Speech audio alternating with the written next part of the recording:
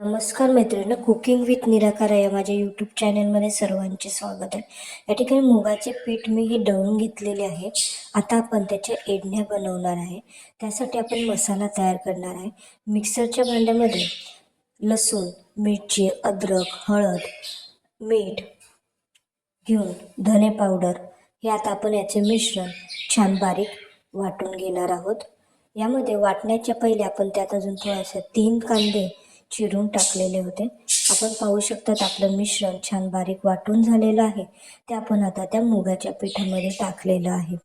आता हे आपण छान असं बेटर डोश्यांच्या रव्यांसारखं करून घेणार आहोत. तुम्ही माझ्या चॅनलवर नवीन असाल तर सबस्क्राईब करायला विसरू नका. आता आपण त्यात बारीक चिरलेलं कोथिंबीर टाकलेली आहे. आता आपण गॅसवर पॅन हा गरम करायला ठेवलेला आहे. त्यावर आता गरम झाल्यावर तेल टाकून डोश्यासारखे मुगाच्या पिठाला छान असं आपण आकार देऊन घेऊया.